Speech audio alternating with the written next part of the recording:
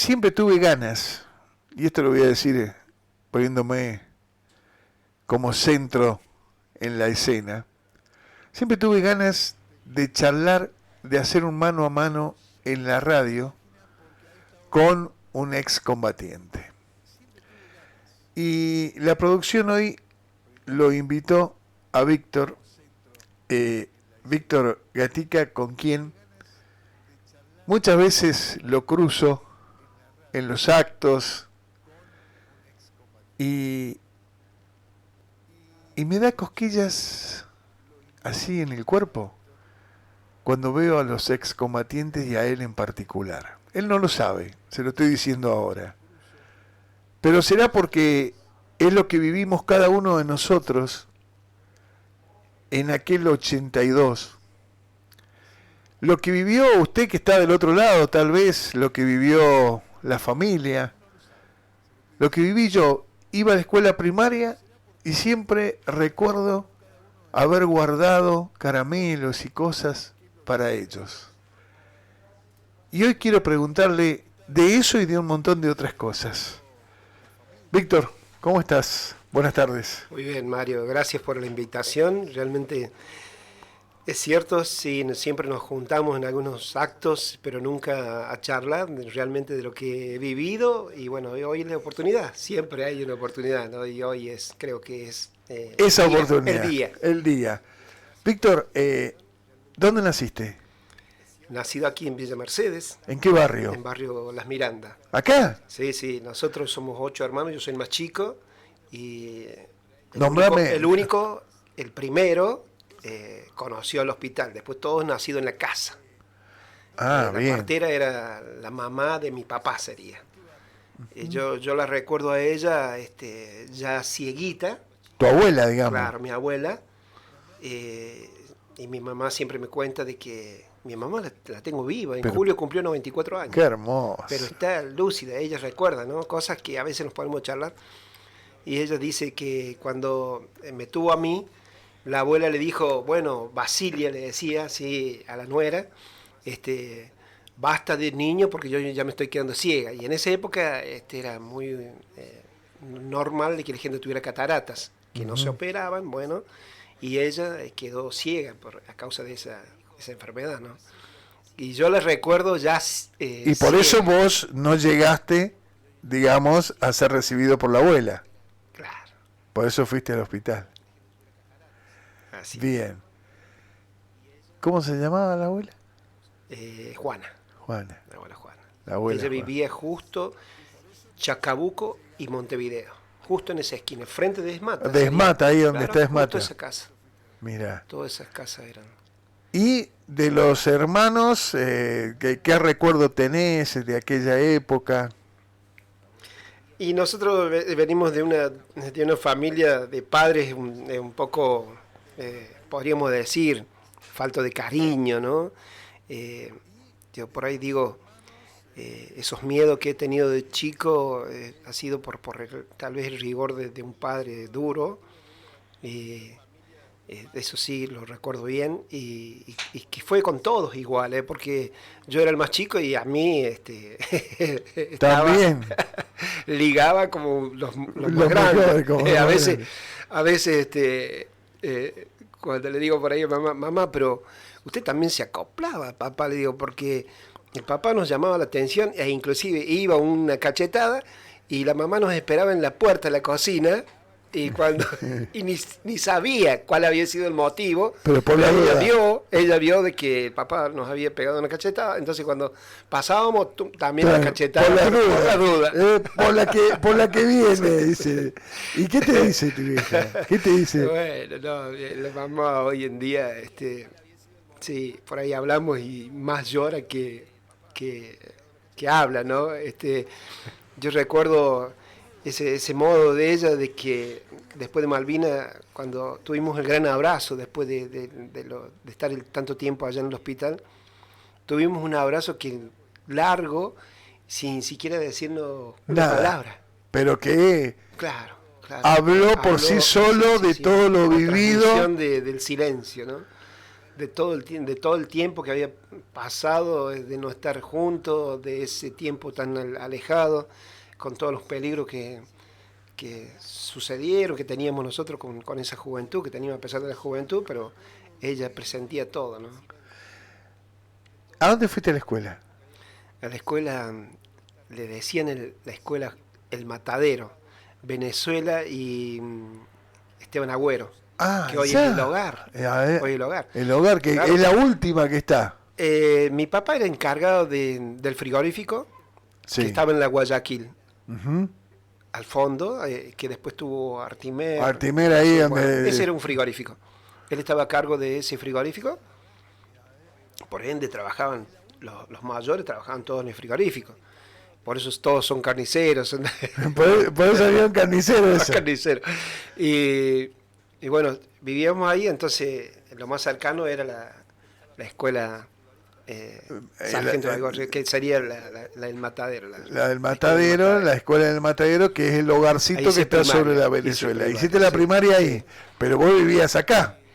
No, vivíamos allá. Ah, vivían ahí. Claro, vivían ahí. lo habían trasladado, él trabajaba en la Morocha y cuando parece ser que eso lo compró la Morocha, ese frigorífico, lo trasladan como encargado a mi papá. Entonces dejamos esta casa Y se fueron acá en allá. la Miranda y fuimos a vivir allá. Ujú.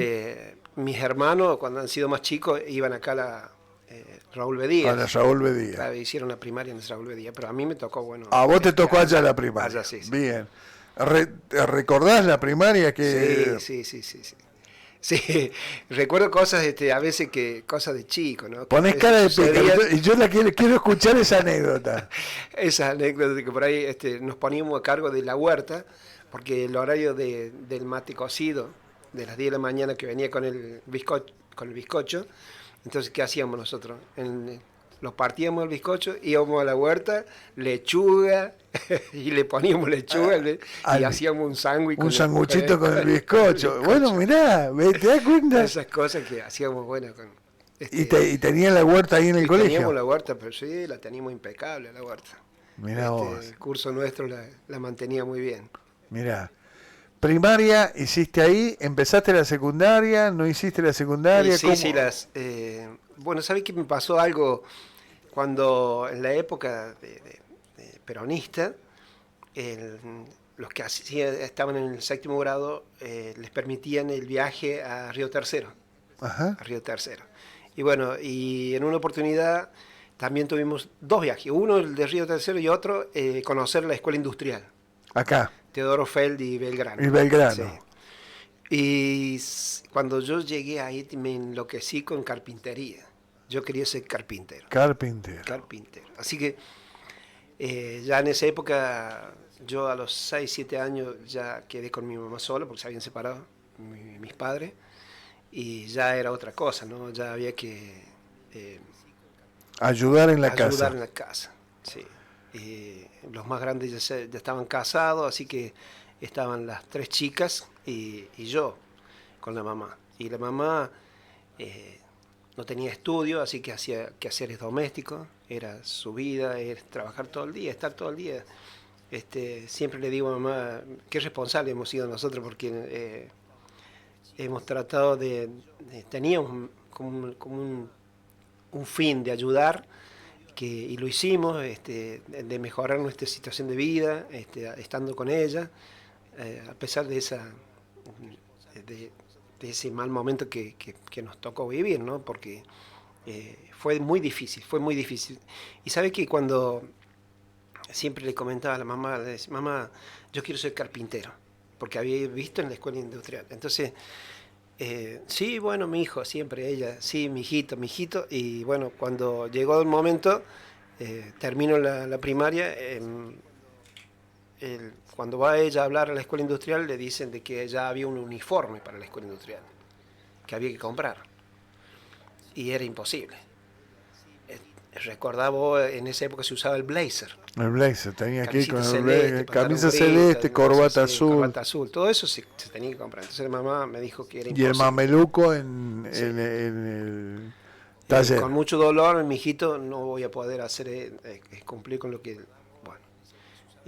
no quedaba otra, dice, de ingresar a la Quinta Brigada Aérea, a la Escuela de Aprendices, que te proveían todo, ¿no? Desde la ropa, todo el material de estudio. Bueno, y así fue. Yo no quería. Y sabes que la Pringles, me acuerdo que era doble mano en esa época, ella me dejó ahí esperando el colectivo, que llevaba a todos los chicos que tenían que rendir un día lunes. Y cuando llegó el colectivo, ella ya se había ido un poquito y yo salí corriendo para el otro lado. No tomé el colectivo. Y, Mirá. y no quería no quería ir, no quería ingresar a la brigada. Y bueno, pasó esa semana, se entera porque el director del colegio le avisa a mi mamá que yo no me había presentado. Era el único que no se había presentado. Y me dan la oportunidad la semana siguiente. Y bueno, ya voy con ella, me lleva, por supuesto. Ya, si me ya, no, bueno, ya no te dejó el colectivo. ya no me creía. Entonces, vamos a la semana siguiente, rindo solo y ingresé. Y bueno, estando ahí ya es como que empezás a compartir y bueno, y comienza a gustarte todo lo que es la actividad de la Fuerza Aérea. Porque ya entras a trabajar directamente con el avión, que es algo que desconocía, ¿no? Son 4 años que haces directamente, trabajás directamente con el avión. Salís como un profesional, porque ya cuando después vas a rendir a E6 para ya egresar como suboficial de la Fuerza Aérea, ya vas sabiendo de la actividad. Bueno, esos 4 años se sale con un básico. Sale con un básico. Entonces a la mañana 4 años era. Sí, a la mañana es la práctica allá en la Quinta Brigada Aérea y a la tarde en la Escuela Industrial la teoría. La teoría. Y bueno, y nos tocó profesores que eran profesores y eran directores de la escuela, como Rosa de Lima Jofre, era el director de la Escuela Industrial y era el profesor de matemática nuestro. Y también lo teníamos al director de la escuela de allá de la brigada, Cohen, y era el profesor de dibujo técnico. Bravísimo. Bravísimo. Y el dibujo, y encima el dibujo técnico. Sí. Y bueno, hiciste ahí hasta el 4.º año y después fui a Ezeiza, me recibo de suboficial, cabo de la Quinta de la Fuerza Aérea, y me destinan aquí a la Quinta Brigada Aérea. Ya te quedaste, tenías una profesión. Sí, sí. ¿Y tu vieja? Tenía 17 años ya. ¿Y tu vieja qué decía todo esto? Y la mamá era siempre, ella, a veces es bueno siempre trasladar algunas cosas que uno vivió y el esfuerzo que hizo para lograr algunas cosas, ¿no? Siempre pensando de que yo no quiero vivir como he vivido, sino mejorar mi situación. Entonces, la mía y la de mi madre y de mis hermanas. Entonces, ese era el pensamiento mío. Y era como ir a la escuela y decir, acá hay 30 alumnos y casi, te puedo decir, los 28 competíamos por una posición en la bandera o escolta. Sí, así era tratar de ser mejor. Siempre tratar de ser mejor. Mirá vos. Eso se percibe y lo que uno vivió, ¿no? ¿Cuántos años tenías ahí? ¿17? 17 cuando me recibí. Cuando te recibiste. Sí. ¿Año 80? 78. 78. En mundial, justo para el Mundial. Justo para el Mundial 78. Claro. Y empezaste... ¿Y qué pasó en el 78? El problema con Chile. Claro. Cuando me recibo, el problema con Chile. Y aquí dentro de esos 4 años que hice en la Quinta Brigada Aérea estuve con una especialidad, o sea, ya te dan una especialidad, te dicen, bueno, usted, señor, va a ser instrumentalista y desde el primer año hasta el 4.º vas a trabajar como instrumentalista. ¿Y qué pasó en el 78? Sale esto de Chile y había una necesidad de gente de armamento aéreo, de la gente que carga las bombas, de todos los cañones y todas esas cosas, cohetes. Y bueno, entonces todos los que, a pesar de que teníamos ya una especialidad, nos enviaron a armamento. Entonces vinimos 26 acá, yo era el más antiguo de los 26, y 15 fuimos a armamento y después el resto los ubicaron en otros sectores. Había oficinistas, había, bueno, otras especialidades que, bueno. Estaban acá en la Quinta Brigada. Quinta Brigada Aérea, 78. Ahí en el 78. Fue algo inusual porque por lo general cuando uno viene, se presentan los chicos nuevos, se presentan al jefe de brigada ya destinado a tal lugar, se presentan al jefe de brigada, un gusto, bueno, y te dan vacaciones. Te dan las vacaciones y después cuando ya venís ya descansadito a trabajar. Bueno, en el caso nuestro no pasó eso. Directamente fuimos a trabajar por lo que ocurría con Chile, ¿no? Ahí fue cuando se pintaron los tanques del poliducto. Claro. Que estaban, Claro, tal vez algunos no se deben acordar, o no lo vieron, pero los tanques que hoy son plateados de YPF del poliducto eran tanques que estaban pintados de verde y marrón, ¿no? Eran camuflados como en la guerra, digamos. Claro, porque en este caso se iba a dar algo entre países. Entre países, y nosotros estábamos... Ya había que prepararse como para... o sea, no sabíamos en qué lugar iban a... Y en el caso nuestro, con la aproximación que tenemos con la Quinta Brigada Aérea, era uno de los lugares que como prioridad se tenía que cuidar. Bien. Sí. No pasó nada, vino el Papa, acuerdo aquello de Juan Pablo II, todo lo demás, todo se tranquilizó. En ese momento, ¿vos pensaste en la guerra? No, nunca pensé. Nunca pensaron.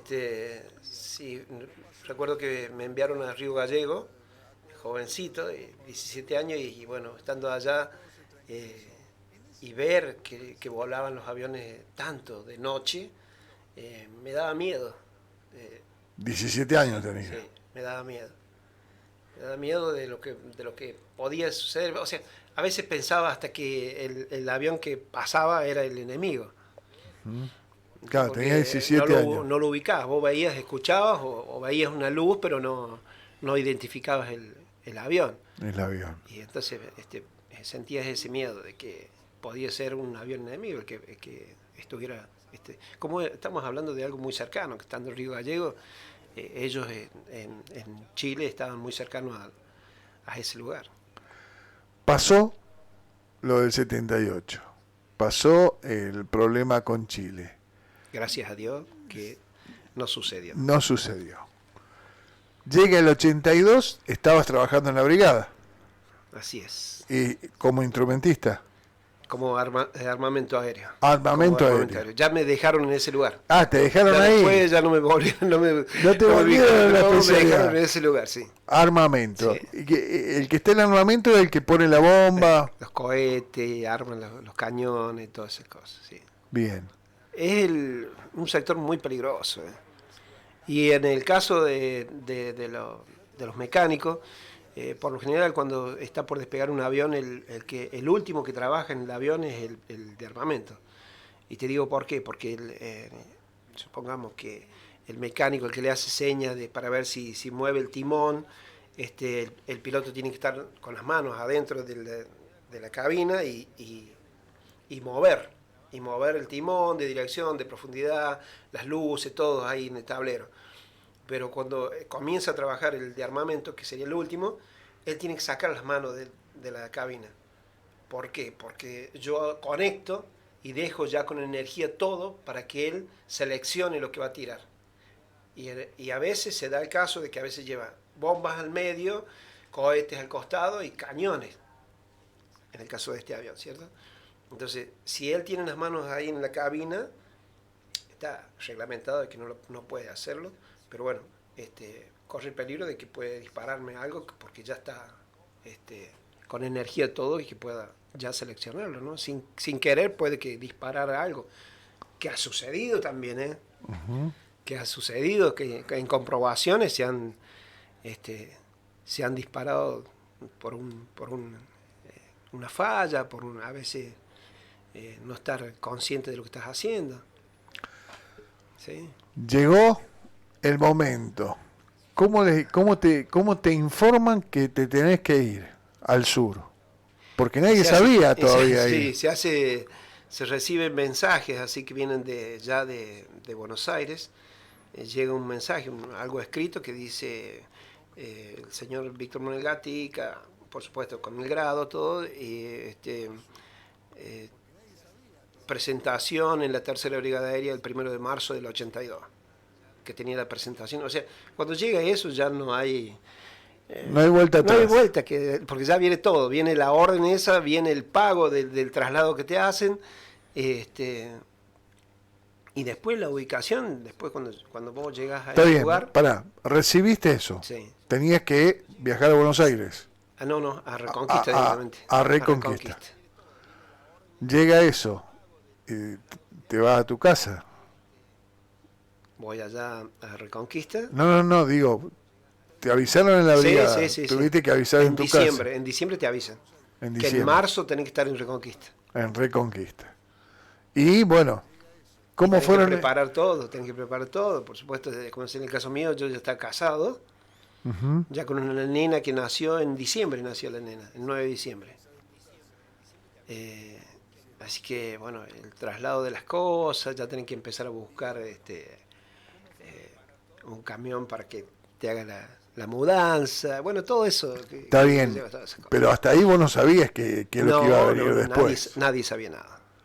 Te vas a Reconquista, marzo te presentás allá. Eso fue, para mí fue una sorpresa porque decía, ¿cómo puede ser que de 26 personas que venía el más antiguo, ¿por qué a mí a Reconquista? ¿Por qué no enviaron a otro? O sea, ¿por qué te digo? Y no es para desmerecer esa brigada, ¿no? Pero pasar de un reactor a un turbohélice es como de andar en una Fórmula 1 y de repente darme un...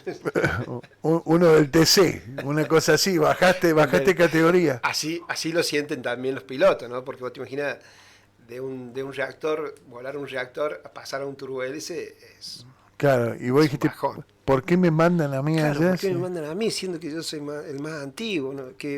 ¿Por qué me castigan? Lo primero que pensaba, ¿por qué me castigan así? Y bueno, Dios sabe por qué hace las cosas, ¿no? Y nunca supiste por qué te mandaron allá. No, viene de esa orden, no hay explicación alguna.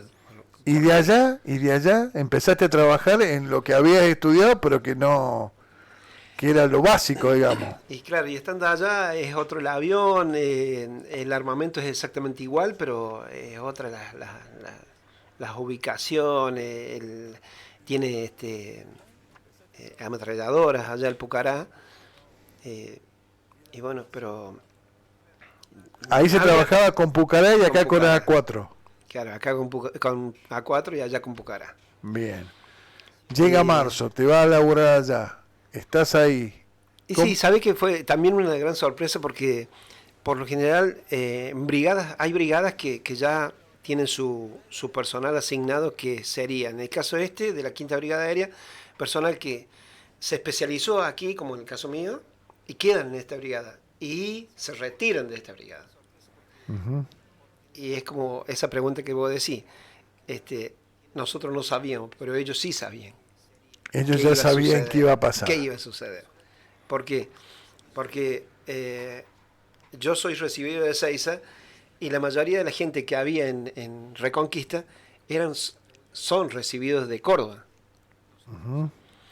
Entonces es como que yo era un sapo de otro pozo, podemos decir así, con respecto a dónde había surgido mi especialidad, ¿sí? Pero bueno, aquí en la Quinta Brigada Aérea es una brigada y personal reconocido en todas las unidades como un sistema muy operativo. Uh-huh. Gente que se preocupa mucho. A mí, estando allá, me sorprendió algunos modos de trabajar que no estábamos acostumbrados acá, pero bueno, traté de implementarlo allá y bueno, se modificaron algunas cosas para el bien de todos, ¿no? Bien. ¿Cuándo te avisan que te vas al sur, a Malvinas? Bueno, llego allá el 1 de marzo y a los 15 días se empezó a hablar de Malvinas. Y hubo acuartelamiento. Bueno, para la gente, acuartelamiento es estar todo el personal en la tercera brigada aérea, en ese caso, no te permiten ni siquiera hablar por teléfono con tu familia. En esa época, bueno, yo me fui a Reconquista, me presenté allá y no llevé a mi señora se quedó acá con mi hija. Así que estuve en el casino de suboficiales, acuartelado, 15 días, hasta que llegó el 2 de abril, que fue eh, la noticia que fue para todo el país, ¿no? De la alegría enorme de haber recuperado las Malvinas. Vos no sabías nada. Nada, nadie sabía nada de eso. Nadie sabía nada ahí, aunque ya había gente allá, Sí. en Malvinas. Toma Sí, Malvinas. toman Malvinas y ahí nos avisan de lo que había sucedido, que ese día ingresan 4 aviones Pucará, inclusive iban 4 mecánicos, porque el Pucará es biplaza, va piloto y mecánico. Se ingresaron 4 pilotos y 4 mecánicos ese día. Y bueno, y de ahí no se tomó conciencia realmente de lo que, De lo que habíamos, iba a venir. lo que habíamos hecho y de lo que podría venir, sí. Realmente te digo ¿Ustedes porque tampoco? tampoco porque se pensó de que no hubo. Primero, el comentario allá era de que no había, no hubo Resistencia. resistencia de parte de ellos. No había personal, era muy poco. Más, lo único que creo que custodiaban la parte de gobernación, nada más. No había otro lugar que puntualmente como para decir, no van a permitir el ingreso, no. No hubo ningún problema para el ingreso y bueno, y todos pensábamos de que así como habían ingresado, se iban a volver ellos sin siquiera, o si iba a haber un acuerdo entre ambos países, ¿no? Sinceramente no se tomaba conciencia de lo que iba a suceder. ¿Y cuándo te toca a vos? Y nosotros ingresamos el grueso cuando ya ellos comienzan a prepararse, eh, el 9 de abril ingresamos. El 9 de abril, un vuelo. ¿Sabe que sucedió algo que por lo general en la Fuerza Aérea, cuando hay un movimiento de personal por alguna comisión, algún lugar donde se va a trabajar, por decirte, y nos vamos a Tucumán a una comisión, y bueno, te pagan una comisión por los días que vas a estar, por alojamiento, por almuerzo, por cena, todas esas cosas. Y a nosotros nos pagaron un día porque nos íbamos a Río Gallego, desde Reconquista a Río Gallego. Y ahí íbamos a estar a la espera de lo que sucediera en Malvinas. Pero no fue así. Esa noche salimos a las casi 10 de la noche de Reconquista y hizo vuelo directo a Malvinas. Todo el personal iba, porque te imaginarás que toda la carga en el avión, ¿qué avión era? ¿Un Hércules? Sí, iba con carga hasta el techo y el poco espacio que había entre el techo y la carga, ahí íbamos todos nosotros acostados, porque no había lugar ni siquiera para ir sentados, para que tengamos una idea, ¿no? Acostado. Acostados íbamos todos, entre el techo y la carga. Era el único lugar que podíamos ir. ¿Y salieron a qué hora? Y tenía que ir el personal porque había que descargar allá. ¿Y a qué hora salieron? 9:30 de la noche y habremos llegado 6 menos cuarto de la mañana. Ir al baño, nada de eso no. No. Olvídate. Aparte la tensión con la que va. Claro, porque ustedes ya ahí se imaginaban. Sí. Esto va para otro lado. El Hércules no tiene como para ir al baño. No. Pero yo creo que ese tiempo que de vuelo nadie deseó ir al baño. Ir al baño, nada, ni. ¿Y comentaban entre ustedes? Y así como en la vuelta no se habló, así tampoco, yo pienso que cuando íbamos no hablaba. Todo era pensamiento de lo que podía suceder, de cómo sí sabíamos las distancias que había entre el continente y Malvinas, que eran era 750 kilómetros, es mucho, es como de acá a Buenos Aires. Un mar con temperaturas muy bajas, que todo el comentario de todos era de que si caías al agua tenías segundo de vida. Así que ya eran informaciones que se iban juntando en uno y que, por supuesto, y empezabas a pensar cómo volvés de ese lugar. Y están tan lejano, ¿no?, de todos los seres queridos.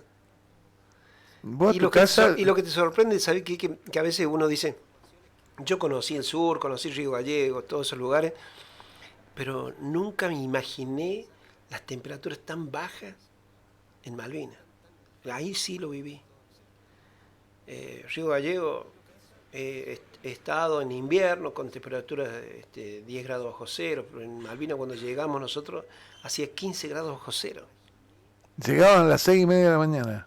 6 menos cuarto de la mañana. Sí. Cuando aterrizó el Hércules, La sorpresa fue porque ver que conocíamos nosotros todos los aeropuertos, Río Gallego, Comodoro Rivadavia, San Julián, entonces todos tienen luces eléctricas, o sea, no bochones. Los bochones digo que son un recipiente donde le echan el combustible y le colocan una mecha sí. para indicar una posición o hacer un camino. Bueno, cuando aterrizamos nos sorprendió de que había bochones en ese lugar y el Hércules apenas aterrizó invierte las hélices y lo frena prácticamente con las hélices, lo frena. Y se siente pero un ruido impresionante al hacer la conversión. Se siente un ruido impresionante, que todo la vibración esa lo recibió. Y apenas aterrizó, se frenó. Así que era muy corta la pista. Ahí nomás sacamos que era muy corta la pista. Llega y dobla a la izquierda, ahí 50 metros. Y baja la compuerta y el piloto dice, muchachos, abríense porque estamos en Malvinas. Qué sorpresita, Ajá. ¿no? Abríense Que estamos en 15 grados bajo Malvinas. cero ese día. Y bueno, mirar, y sí, pero sí, era una casa el aeropuerto. La torre que uno dice, pasás por un aeropuerto y sí, la torre de control es algo que está elevado. Bueno, no, era una casa, esa era la torre de control. Eh, y todo oscuro, porque allá es muy cerrada la noche, ¿sí? No se veía No se nada. veía nada. Te bajaste, Así que ahí nos movíamos ahí en esa parte de asfalto. Bueno, todo en inglés. Las indicaciones que había estaba todo en inglés. Y había un equipo de energía al lado.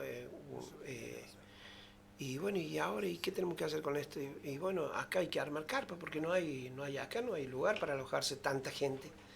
Así que tuvimos que, primero, antes de bajar las cosas del avión, armamos una carpa y notábamos el piso donde armamos la carpa muy blando. Allá la turba es muy blanda, es mucha humedad. Estar todo el día sobre la turba es estar todos los días con los pies mojados. Y se veía allá la ciudad que está a 15 kilómetros del aeropuerto. Muy pintoresco, muy bonito, se veían las luces, pero bueno, no se pudo apreciar más que eso, ¿no? Hasta que aclara. Después, una vez que aclara y después de todo el trabajo que hicimos de bajar todas las cosas que tenía el Hércules, empezamos a divisar y bueno, todo horizonte que mirá es agua. Es algo muy chico, no acostumbrado a uno y ves... y ver que no hay un árbol. nada. Nada. Es esa turba y piedra y algunas rocas ahí. La ciudad está como ellos le dicen monte, como si fuera una sierra. Tiene una inclinación la ciudad que, bueno, finaliza con el muelle, ¿no? Uh-huh. Y Ya estaban ahí. ya estábamos ahí, ¿qué va a hacer? ¿Vos te moviste o siempre estuviste en la parte del aeropuerto? No, después me moví. Pero hubo motivos por qué nos movimos. Bueno, el tiempo que estuvimos ahí fue de mucho sacrificio. Vos te imaginas que a veces comentarle a la gente de que por qué no llegaban las cosas que la gente enviaba. Sí. Hoy creo que la cantidad de aviones que hoy tenemos, y si sucediera algo, nos pasaría casi lo mismo que Malvinas. La parte logística no podría cubrir las necesidades. En esa época pasó lo mismo porque la cantidad de aviones tal vez no cubrían esa necesidad. Vos recordás que hubo 11.000 personas en la isla que tenían que comer. que tenías que, le enviaban toda la comida, el armamento para todos los aviones que había. Estamos hablando de bomba, combustible, cohete, todo se enviaba en un avión. Entonces eran constantemente las entradas de los aviones y todo era apresurado, todo para allá. Tenías que... y bueno.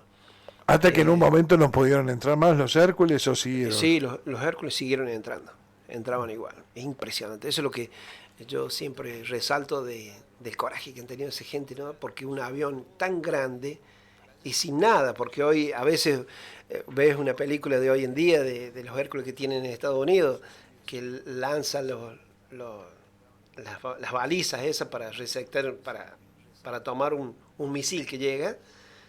Los Hércules nuestros no tenían nada. Nada de eso. Nada. Qué coraje que han tenido. Y ellos tenían, semejante... claro, y además eran muy visibles. Muy visible.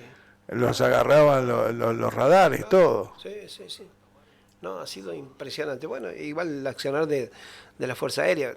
Te imaginas el Pucará, un avión muy lento en comparación al avión de ellos. O sea, y con una tecnología impresionante. Vos trabajabas con el Pucará. Con el Pucará, sí.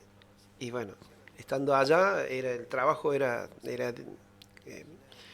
continuo, estar todo el día trabajando. A veces en la noche nos ponían algunos reflectores como para preparar los aviones, que el otro día se hacían algunos ejercicios. Nosotros teníamos la preocupación, o inclusive también los pilotos, de que nunca habían atacado un barco. No había una preparación para atacar un barco. En el caso del Pucará, te imaginás que más complicado todavía porque era mucho más lento que el A4. Entonces, acercarse a un barco tal vez ni le iba a permitir ni a 1 kilómetro, por decir, ¿no? Una cosa... entonces estaba mucho más complicado. Y había armamento ya obsoleto. Había armamento que tenía ya habían tenido su vida útil y que, bueno... ya no servía. Era la oportunidad para tirarlo, pero me parece que sí, con la duda de que sí iba a funcionar. Está bien. ¿Sí?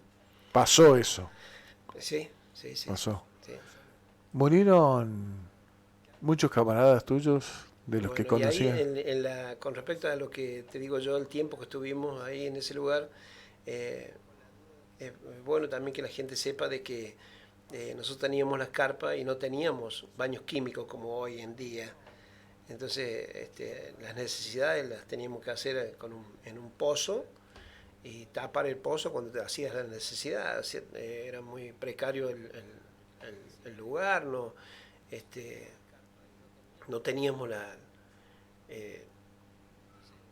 los medios como para irnos a la ciudad a bañarnos, a ir al baño. No. Todo el tiempo estuvimos ahí, en la carpa. Entonces, el caso, en lo personal, yo estuve 1 mes allá y el mes completo, yo y mis compañeros también, nunca nos bañamos.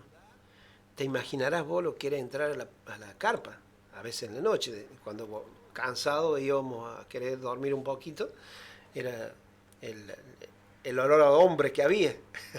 Claro, sí. No, es mucho tiempo lo que tuvimos ahí sin siquiera bañarnos. Yo no conocí la ciudad. Yo tuve la oportunidad de conocerlo en el 2014. ¿Fuiste después? Sí, fui después. Bueno, ese tiempo que estando ahí en Puerto Argentino, se decide de que, y ya se sabía, estando muy cercano, ya habían hecho el perímetro alrededor de las islas, ellos ya habían cercado, entonces se sabe dónde iban a desembarcar, por San Carlos. Entonces se decide que hay un lugar más cercano, porque el único modo de llegar a esos lugares era vía aérea. Entonces se decide que hay un lugar que es Darwin, que es lo más cercano a San Carlos. Y entonces se envían aviones a ese lugar, a Darwin, que está a 100 kilómetros de Puerto Argentino. Y bueno, ¿hacen base ahí? En la división se hace base ahí. Y en la división de personal me envían a mí un día antes, el 30 de abril, me envían A Darwin. a Darwin. Y el Al 1 de primero. mayo ellos ya habían tomado como día D, que decían ellos, el comienzo de la guerra. Y bueno, estando una mañana muy, muy fría. ¿La del 30 o la del primero? La del primero. Estábamos, tuvimos la mala suerte, a veces son cosas que el destino, ¿no?, está ya marcado.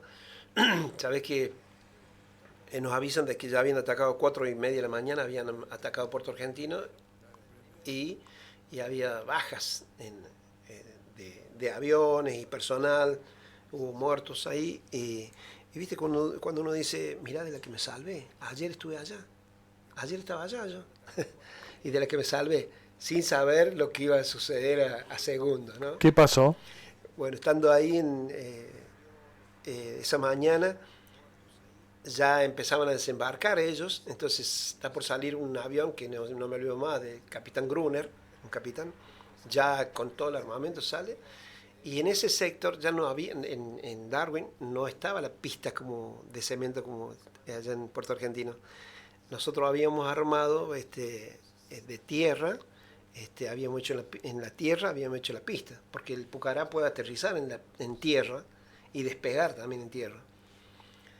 Entonces, cuando viene ya listo para salir, el avión se le quebró el tren delantero. Te imaginarás que todos nos asustamos porque no explotaron las cosas que iban de casualidad. Y aparte quedó justo en la línea de salida de todos los demás. Y no había una Zampi móvil como para moverla ahí, sacar el avión con semejante peso, con todo el armamento. Entre todos levantamos la nariz del avión y unos levantaban, el otro empujaban y lo fuimos sacando para tapar todo ese hueco que había hecho el Pucará y para que los otros pudieran salir. Y bueno, fue trabajo de todos y cansado ya, 8:30 de la mañana, dice, bueno, vamos a hacer hay un momento de un mate cocido, por lo menos. Algo teníamos tomado, no habíamos tomado nada. Y bueno, mientras esperábamos un mate cocido, dice, dice, vamos, ahí hay un piloto, dice que está por salir. Ya está por salir porque tienen que ir a atacar el desembarco de ellos. Y bueno, me designa a mí dentro de los 8 mecánicos como la parte de armamento. Y siempre hay el voluntario que quiere, no, viste, yo voy a pesar de que ya tenía el avión listo, ya estaba listo el avión, que tenía que conectar las fichas como para darle la alimentación y que él pueda seleccionar, nada más. O sea, ya estaba listo el avión con todas las cosas. Que gracias a Dios ese avión tenía nada más que cohetes. Todos cohetes eran los que llevaba. Porque si hubiese llevado bomba, no sé qué hubiese pasado. Hubiese sido otra cosa, ¿no? Y bueno, van 2 compañeros más que eran de Córdoba, Brasich Peralta al lado mío, eran muchachos también jóvenes, la edad mía, que eran muy cómicos, ellos siempre andaban con un chiste, siempre, como el cordobés. Me acompañan a mí y ellos se quedan debajo del fuselaje, como en cuclillas, charlando. Entonces yo paso adelante y le pido autorización al piloto, entonces él saca las manos y ahí lo reconozco, Juquito, un muchacho que había estado acá en Reynolds. Y bueno, cuando él me autoriza, yo me pongo a trabajar. Pero fue, a pesar de que nosotros ya habíamos practicado el sentir la alarma, cualquier ruido, un tiro, lo que sea, hay nomás tirarnos al piso. Pero a veces uno, ¿viste? Cuando dice el miedo, a veces te paraliza. Yo esa mañana que estaba debajo del ala derecha mirándolo de atrás del avión y veo que semejante bicho al frente nuestro, que pensé por segundo que iba a chocar contra el avión nuestro, porque pasaron 3 aviones Harrier y fue un ruido impresionante, hubo como un temblor, y ese avión que por segundo lo vi ahí al frente, hasta pensé que iba a chocar. Entonces cuando lo veo ya la panza de él que muestra y sale en forma vertical y lanza la bomba. Te imaginas que venía derecho al avión nuestro. Y yo cuando lo único que hice es darme vuelta y taparme la cabeza con las manos. Y la bomba pega en la otra ala. Estamos hablando 3 o 4 metros. Y ahí sí sentí la explosión. Que me alivió porque me saca, la onda expansiva me saca del lugar. Y cuando caigo ya no sentía nada de mi cuerpo. Ya estaba separado mi cerebro de mi cuerpo. No sentía nada. Pero sí comencé a ver de que ya no tenía mi dedo índice, tenía fractura expuesta de este brazo, esta mano estaba para atrás, tenía 5 puños, los 5 puños estaban cortados acá, tenía 7 heridas en el cuero cabelludo, bueno, no sabía de cuánto, pero tenía muchas heridas, todo sangraba en la cara, la mandíbula quebrada, luxación de hombro, los tendones en la pierna izquierda cortada, pero no sentía nada más que un zumbido en los oídos que era zzz, nada más. Pero el caer es como que siempre digo, Dios estaba al lado mío, ese día estaba Dios al lado mío. Porque a pesar de no sentir el cuerpo, yo tuve segundos de lucidez, el pensar de que cuando vi el avión que ardía, mis compañeros gritaban, era un infierno ese, porque no se veía casi. Te imaginas que todos los cohetes se disparaban, el cohete tiene una llama de 1,5 metros, y cada cohetera tiene 19 cohetes, todos se disparaban, porque ya estaba listo ya el avión para tirar. Todo era fuego debajo del avión, gritos de compañeros, humo, explosiones. El único que se salvó fuiste vos. Y ahí éramos 9, 7 compañeros mecánicos murieron y el piloto, todo se explotó, no quedó nada. Y esa lucidez que te digo yo, que Dios me la dio y la Santísima Virgen, porque pensé de que si yo me quedaba en ese lugar, eso iba a explotar, como pasó, y yo no iba a poder salir. Entonces salí caminando de ese lugar a pesar de los tendones cortados, todo. Seguramente, yo no recuerdo eso, pero seguramente que he arrastrado la pierna. Muchos que vieron y que han comentado, y hubo quienes hicieron libros y que hablan de que de ese infierno hubo alguien que salió caminando. Ese alguien fuiste vos. Fui yo. ¿Y qué sucedió en ese momento, Mario? Yo a veces uno dice, pero ¿cómo puede ser que nadie lo auxilió al Víctor? Y caminé 200 metros para llegar a la carpa. Y sí, todos sintieron el mismo miedo que sintieron yo la primera vez que vivían tal cosa. Y todos los que estaban, porque era mucha la gente que nos estaban cuidando a nosotros, todos se dispararon a esconderse, pensando que iba a haber otro ataque. Entonces yo tuve que caminar 200 metros para ir hasta la carpa y meterme en un pozo, también pensando que iba a haber otro ataque. En la carpa, cuando llegué, era nada más que el esqueleto, los caños, y ahí hubo más de 10 heridos. Y estamos hablando que estaba a 200 metros de donde pegó. De donde pegó la bomba. Pero ¿qué tiene? Esa bomba es una beluga, que es una bomba de racimo, que es para anular tropas, y tiene un radio de 300 metros. Pega acá, pero vuela lo demás. Y esa bomba se tira en altura, cosa de que cuando se abren, porque es un contenedor, suelta las granadas y se caen como paracaídas, entonces abarca ese radio. Así que es 300 metros es muchísimo. Sí. Por eso que ahí yo sentí como 2 explosiones ahí cuando pegan el avión, porque al tirarlo al lanzarlo tan cerca, tan pegado al piso, no le dio tiempo tal vez para armarse. Para armarse todas y poder hacer más daño todavía. Sí, hubiese sido mucho más el daño que... ¿Y de ahí te fuiste? ¿De ahí te llevaron a dónde? Y sabés que estando ahí en el pozo, hacía el gran esfuerzo yo de mantenerme despierto, porque decía que si me dormía me moría. porque yo me sentía desvanecer, ¿sí? Por toda la sangre que perdía. Y, y bueno, por segundos yo me he dormido seguramente y cuando me despierto tenía los muertos, los muchachos muertos, me los habían puesto encima, en el pozo. Y claro, cuando antes las comunicaciones no son iguales a las de hoy en día,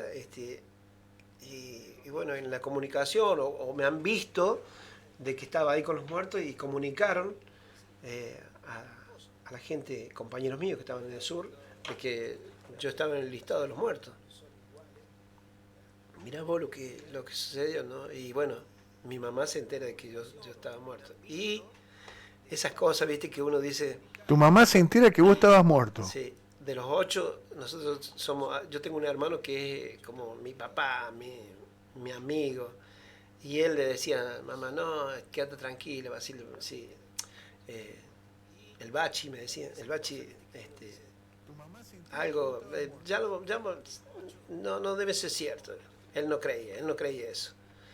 Y bueno, cuando me trasladan después a Buenos Aires, bueno, cuando estando allá, sabes que se dio algo que, que después en la Universidad de Belgrano tuve la oportunidad en un homenaje que nos hicieron, tuve la oportunidad de estar con los pilotos del helicóptero que nos fue a buscar a Darwin. Encima de eso, porque tuvimos que esperar de que viniera el helicóptero de Puerto Argentino a buscarnos. Tuvimos 45 minutos prácticamente herido sin ir al hospital.